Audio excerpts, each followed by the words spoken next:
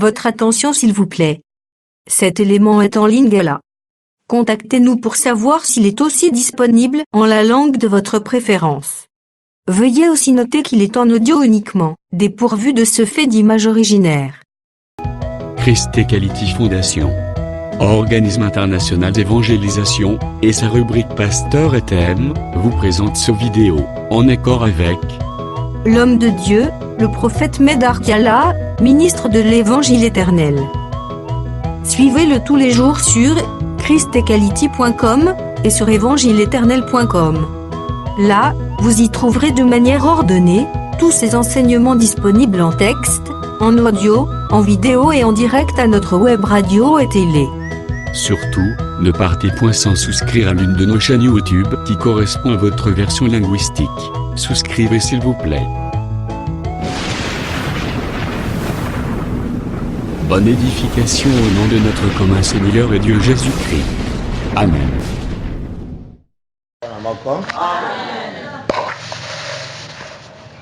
tozozongisa lokumu matondi epai na nzambe na biso oyo aza yesu kristo mokeli likolo mpe se libanda na ye mokonzi mosusu azali te yango wana azali komagnifie ye nano inonde mon cœur inonde mon cœur doux esprit inonde mon cœur assis à tes pieds mon repos est parfait doux esprit inonde mon cœur inonde mon cœur inonde mon cœur doux esprit inonde mon cœur assis à tes pieds mon repos est parfait doux esprit inonde mon cœur inonde mon âme inonde mon âme doux esprit inonde mon âme assis à tes pieds mon repos est parfait doux esprit inonde mon âme.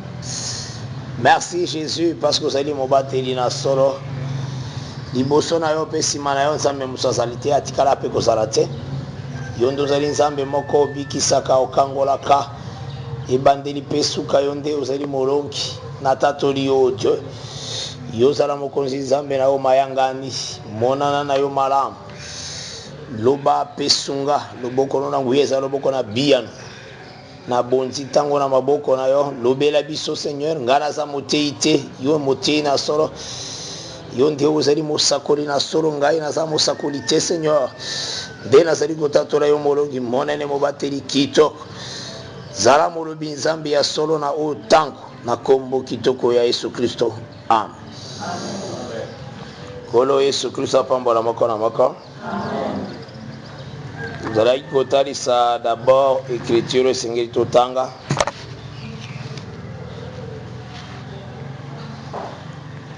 tozotanga Zacharie toujours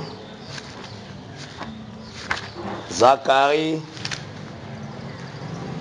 tokotelema mpona tolanda litangi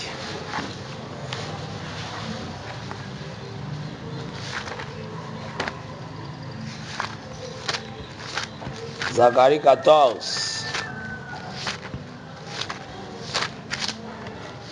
tokotanga verset 6 na 7 et puis verset 1 à 3 Voici les jours de l'Éternel arrivent, et tes dépouilles seront partagées au milieu de toi. Je rassemblerai toutes les nations pour qu'elles attaquent Jérusalem.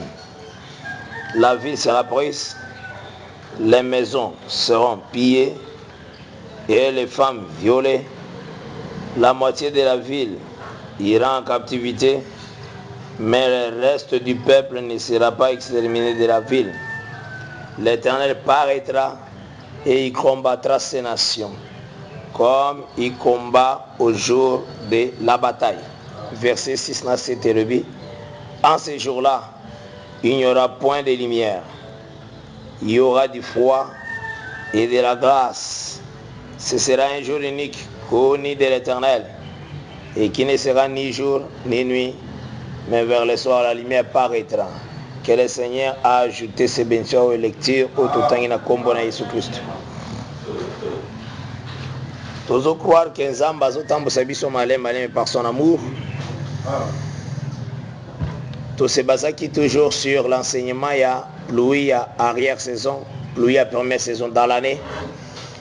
Et na kati nango tozomona que dans l'année le Seigneur a pesaki 4 saisons. Tosi totalisaki d'abord première saison comme printemps. Na kati nango ba élément oyo tozwaki eza juste la Pâque. Eza na premier mois, na mois de Nissan.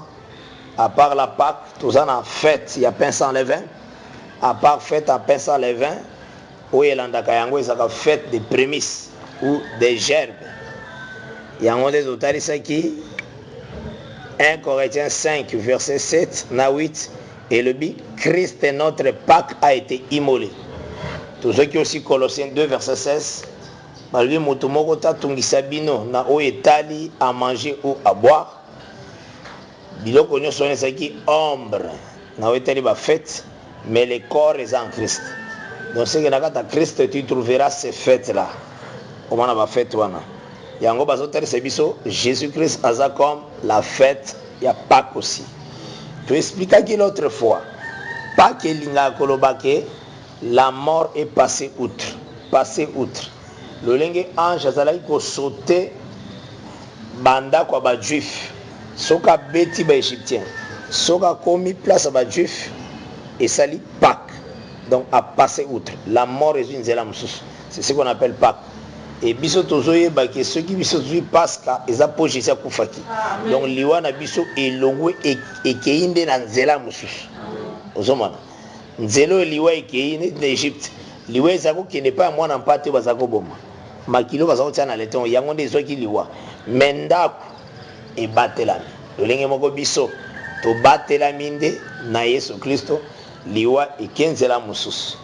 Totalisaki aussi un seul a péché et la mort ekoti na kati ya bato nyonso.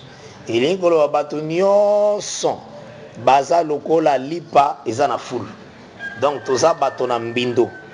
Mais Jésus kaka nde azalaki pain sans levain d'abord. Ye ndenge azalaki wana lisumu ezalaki na kati na ye te, azalaki aussi lipa oyo na kati na ye bokoki ezalaki. C'est ce que esengeli koyeba d'abord fête fombo nango d'abord en Jésus. Et ensuite tozwaki gerbe oyo eza comme liboke oyo bazobuka na bilanga. Na kati na yango totalisaki 2 moissons premièrement.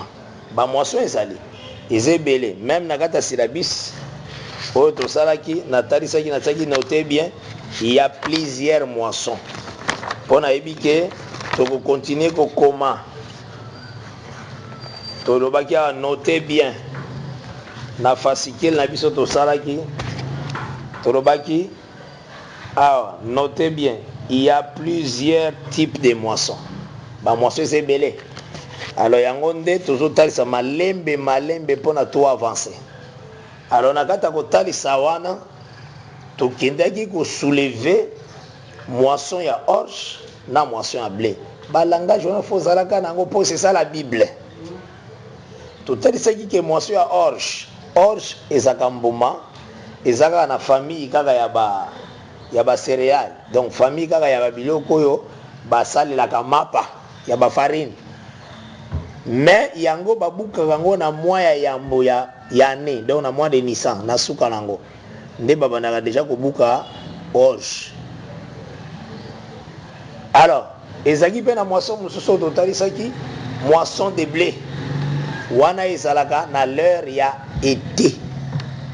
Moisson de blé eza na l'heure ya été, ezalaka na l'heure ya 4e fête, parce que première fête ezalaka Pâques, deuxième fête ezalaka pain sans levain, troisième fête ezalaka fête de gerbe ou de prémices, quatrième fête ezalaka fête de semaine, ou bien ezobengama fête ya Pentecôte, voilà la quatrième fête. Cinquième fête ezalaka kombo ya fête des trompettes. Sixième fête, fête des expiations. Septième fête, fête des tabernacles. Ils en ont 7 fêtes dans l'année. Nous avons appelé ça dans Lévitique 23. Nde totalisaki likambo ya gerbe tozwaki na livre à Job. Dans Job 5, tant tozwaki cette écriture, totalisaki boye que tango mpaka ya mikolo mpaka azokende na nkunda ezalaka neti baporte gerbe ekei yango moni natalisaki ndakisa wana na kati na écriture mpona koloba ke elembo wana ya kozwa matiti soki nano eza na kati elanga nango ezosalela bilei nango, donc eza na vie. Nazoki balangage moko simple, soki eza ya kolonama eza na vie, mais soko pikoli c'est que okaboli yango na vie, donc etalisaka arrêter la mort aussi. Ozola na mala yango nde totalisaki ke ntango bapikoli bakangi liboke ezotalisa arrêter la mort. Yango tolobaki tozwaki mena écriture yango clairement, totangaki yango na Job chapitre 5 verset 26. Totanga yango na kombo na Yesu Kristo. Elobi boye, tu entreras aussi plus que dans la vieillesse, comme on emporte une gerbe en son temps. Lokola ba memaka gerbe na tango na yango okokota na kunda. Donc endimisi eloko antozoloba esoko pikoli ingoloba ekabani na bomoi ozola na malamu. Donc tango Jésus Christ azokufa azokende na kunda elingoloba gerbe nde yango yango tozoki ba écriture ya Romains 6 et le dit que nous sommes à partir du verset 4, nous sommes morts ensemble avec lui yango liboki. Tozoki Ephésiens aussi 2 et zoloba nous sommes ressuscités ensemble avec lui et assis dans les lieux célestes. Donc elingoloba lolenge basoki gerbe na bilanga ekei na maboko yanganga Nzambe ezotalisa lolenge kolo asekwaki pe anetolami, mais lisekwane wana ezalaki yo na ngai pe osekwaki, yo na ngai pe okendaki na ye elongo, yango nde bazobenga yango liboke ensemble okei pe. Alors na ntango bokei esalemi yango nde tozobenga moisson d'orge. Mais ça na moisson mosusu ekosalema oyo bazobenga moisson de blé. Yango na pesaki écriture na Matthieu 13 à partir du verset 24 tina verset 30. Le Seigneur a saki na besoin alobela na tina konetola manabiso a utilisé mbuma musute a utilisé blé. Soko moni a utilisé blé, il faut yenda sala nature nyos. Ayebi tani ni babuka ka blé ayebi. Ozora na mala nde totalisaki que blé ezalaka na l'air ya moisson oyoyo bazwaka batikaka coin ya champ na ba étranger. Yango nde to justifiaki mouvement wana na l'air ya moisson wana batikaka eteni pona bato mosusu. Eteni wana bazotika pona bato mosusu. Yango nde tokendaki kolobela ke tokosilisaka ane ya grâce te.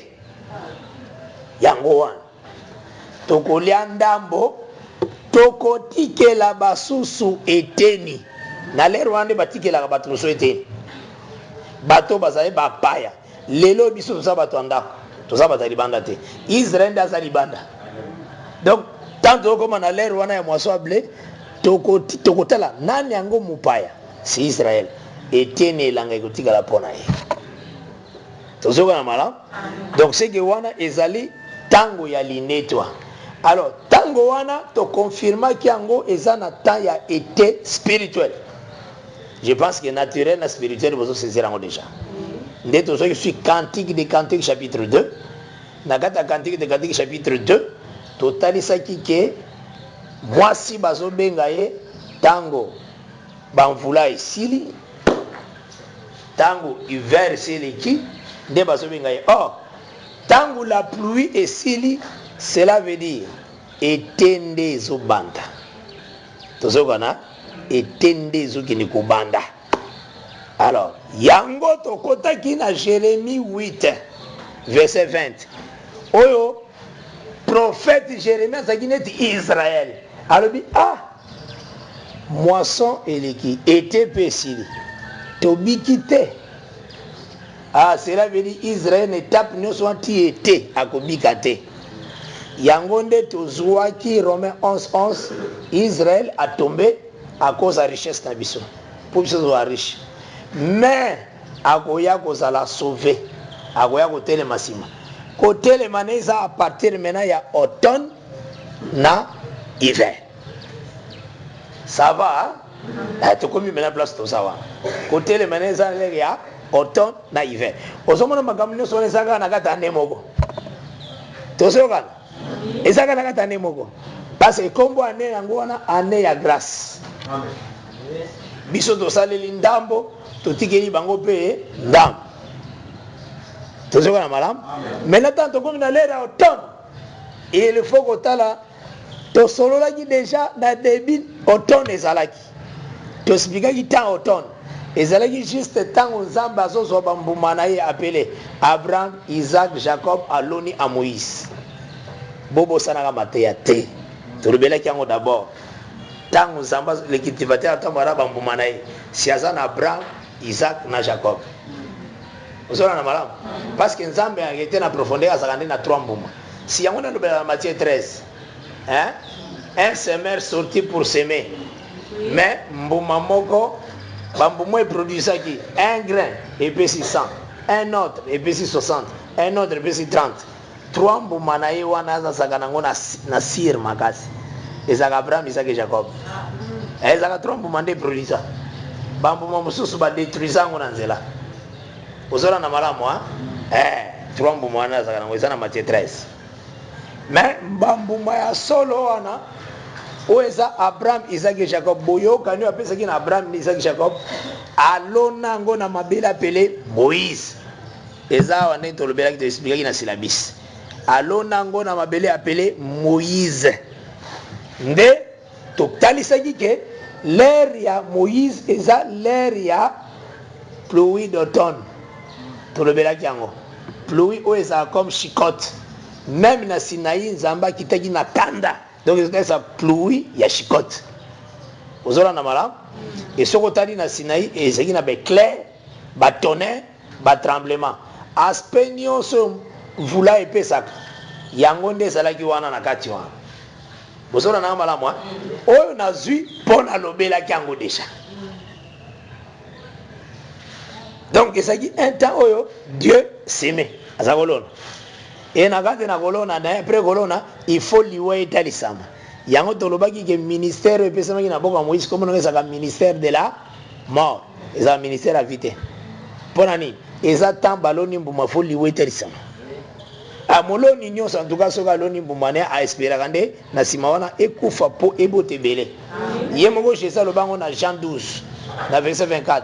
Soki mbuma ekoti déjà na mabele ekufi te ekobotaka belé te. Ozoma yango monta azaki na bamane wana aloni yango na nzela Moïse. Boloni ezaka l'ère automne nde balonaka bambuma na blé. Hein? Bobuki ebandaka nanu mbuma blé na orge balona yango na automne na hiver. Partie ya hiver. Après wana etalisi liwana yango. Bosimbaka bitapo wana. Parce que ce qui a été, c'est ce qui sera. Dieu ramène que ce qui est passé. Maintenant, ça base sur même mouvement wana. Na l'air maintenant il y a automne après que biso tokei. Parce que biso tant tozo kende ezaneti babu ki blé. Tokei. Ezaneti fête de semaine. Si tu l'équise étape, il y a 7 fois 7. Tu le verras déjà. Ah. Donc tout ça là qui te explique, même tabernacle là. Pour le tabernacle, il faut à peu près 49 jours, 50e jour, nous avons démonté tabernacle qui est tout le bel kangwa. Alors, yango, Nathan wana, automne d'hiver, et ça tout un temps, oyoyo, bazolona, mbuma ya orge, bazolona mbuma ya blé. Boloni wana en réalité, maintenant ils ont comme tout un peuple, parce que nous avons expliqué la sémence comme un peuple. Azolona tout un peuple. Yango moni pona compréhension na yo. Nde tindaki d'abord nazwa na via Jérémie. Pourquoi nazwi via Jérémie? 1. Et ça pour Jérémie Zamba benga qui est pour 2 choses. Abengaki ye po a déraciner apikola nani Israël po Israël atika mabele. Donc bo pikola miwana ya kolongola Israël na mabele ministère wana ekokisami na via Jésus. Ozona na maram ndenga yaki wana réalité ayaki ko retirer Israël mabele wana nde royaume de Dieu. C'est pourquoi le royaume vous sera enlevé et sera donné à une autre nation. Lelo mabele wana sana ambako na biso. Mabele yango nde Apocalypse 12 etalisaka comme la ligne sanza na se ya makolo ya mwasi. Bozona na malamu po elobaka esika otie matambe nde pesa melio. Ligne wana eza don pour la femme. Parce que Josué 1:3 elobi esika otie matambe na yo nde eza likabo bapesi yo. Or, l'île est-elle comme moi si, l'île est-elle aussi comme une terre, parce que moi ça t'elle aussi ma belle. Vous aurez un malam. Donc c'est que nakati na yango tozu ministère ya Jean ya Jérémie pour na kotalisa lolenge na ministère nzamba lobaki kazo pikola peuple d'Israël. Tanazo pikola c'est que atindi bango na Babylone. Mais na kata ministère na yepe asakola kike akolona. Est-ce que vous avez un mal? C'est 2 choses na kata ministère nezali. Kopikola, kolona.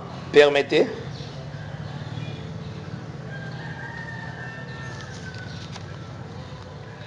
Oh, excusez-moi, mouké. Tozui Jérémie, chapitre 1.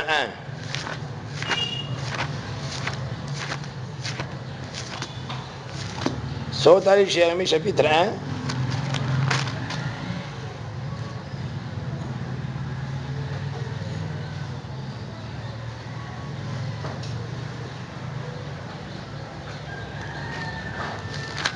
Dans Jérémie 1, tu vas à partir du verset 4. Nous lisons au nom du Seigneur Jésus-Christ. Amen. La parole de l'Éternel me fit adresser en ces mots. Avant que je t'eusse, j'étais formé dans le ventre de ta mère. Je te connaissais. Vraiment. Avant que tu sois sorti de son sein, je t'avais consacré. Je t'avais établi prophète des nations. J'ai répondu. En réalité, prophète des nations, ça rendait Jésus-Christ.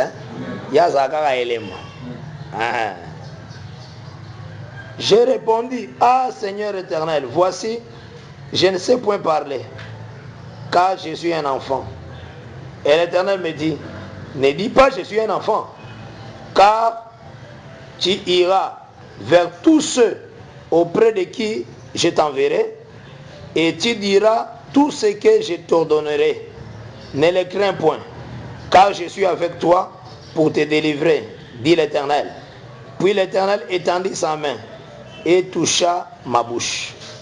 Et l'Éternel me dit, voici, je mets mes paroles dans ta bouche. Regarde, je t'établis aujourd'hui sur les nations et sur le royaume, pour que tu arraches et que tu abattes, pour que tu ruines et que tu détruises, pour que tu bâtisses et que tu plantes. Au moins, le ministère n'est pas nini, à quoi arracher. Le ministère n'est pas nini, à quoi planter. Vous avez un malam, et ça ministère c'est pas Jésus. Donc, et ce qui n'a ma belle moko na maboko nzambe. Ma belle ngonde la parole de Dieu. Maintenant ma belle la parole de Dieu. Zamba soki Israël, famille Abraham, aloni bango. Biso tozalaki libanda. Wana ministère à Jésus qui ezaki ya ko planter. Mais azape na kata ministère na ye likambo ya ko arracher. Donc ndenge ezalaki wana, fela celle la Israël o babenga ka COP. Israël a s'opposé na poiso a picolaye. Maintenant a biso a planté biso aussi. Vous savez na mala?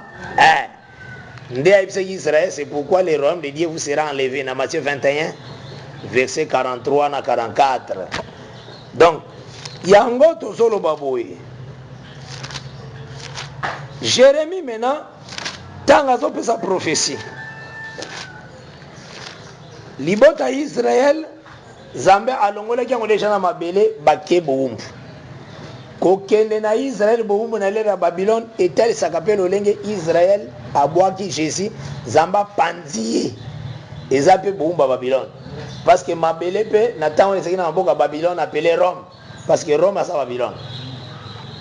Osolo na malam donc a panzani atiki mabele ya solo za la parole. Maintenant Jérémie Zamba pesi encore maloba na Jérémie 30. On notait à partir du verset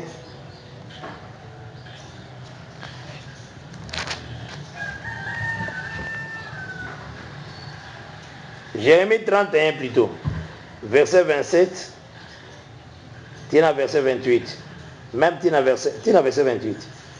Voici le jour vient dit l'Éternel, où j'ensemencerai la maison d'Israël et la maison de Juda d'une semence d'hommes et d'une semence de bêtes. Et comme j'ai veillé sur eux pour arracher, abattre, détruire, ruiner et faire du mal, on a dans le verset 28 déjà, il y a Jérémie 31.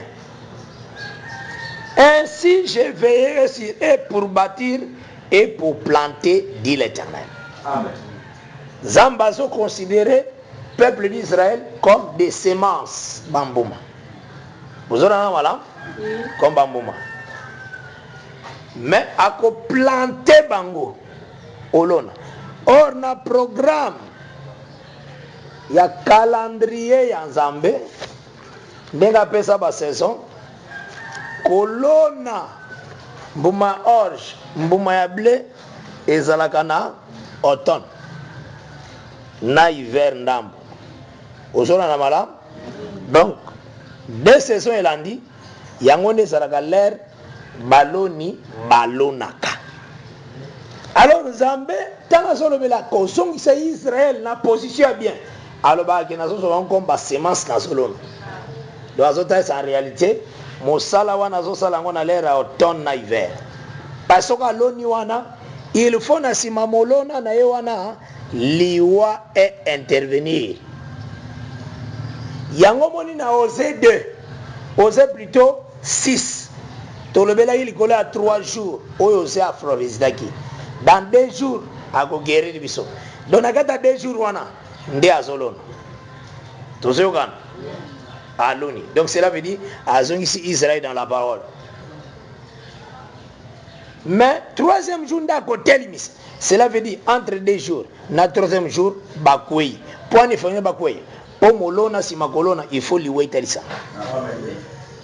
tozokana il faut liwe telisa na si maliwa il faut résurrection tangu l'Éternel akoya pour combattre en Armageddon na simawana ako se manifester en Israël comme la pluie du printemps donc azo se manifester comme l'eroyo tango ya liwa esili mena eloko biloko ezalaki awa azo zango neti ba moyi tozoyoka na malamu la Bible eza nde bongo. Alors pendant temps, par la grâce de Dieu, toko continuer mukolo ya jeudi. Tozoyoka na malamu kimia nkolo ezala na bino Zambe ya batela oyo nasali te ezalaki na posa na ye ke dasala alimbisa ngai Nzambe asala ngolu ye moko ayebi tokokomplete mokolo na jeudi par l'amour du Seigneur oyo esengeli abakisa ye moko akobakisa ngo mokolo susu ya jeudi par sa grâce. Donc yeba ke tant au Israël est en bonne position, ils attendent Dieu prend Israël comme des semences qu'il sème. Or, semences na automne, na partie à hiver après, l'Iwa intervenir. Après, troisième jour, si c'est le but que connaissons, cherchons à connaître l'Éternel, car sa venue est certaine comme celle de l'aurore. Il viendra vers nous comme la pluie du printemps. Donc, koyana ye éternel tanga so otala bango ça du printemps elingo loba vie ezongi na Israël kimia nkolo ezana moko na moko. Merci d'avoir suivi ce message et que Jésus-Christ vous bénisse. Si vous avez une question à l'intention de l'homme de Dieu, si vous voulez que l'homme de Dieu prie pour vous, si vous voulez vous confier à l'homme de Dieu, ou si vous voulez tout simplement bénir l'homme de Dieu, contactez-le directement si ses coordonnées sont disponibles depuis sa page. Sinon, contactez-nous et nous lui transmettrons vos préoccupations. N'oubliez pas de faire un tour à notre page évangélisation pour voir en quoi vous pouvez vous rendre utile à Christ par cette œuvre. Que Dieu vous bénisse tous. Amen. ChristQuality.com. Les cieux en un clic de la souris. Évangile-éternel.com, le site de l'Évangile éternel. Christ Equality Fondation, équilibrer la manne ramassée dans le désert de sorte que chacun ait un le maire.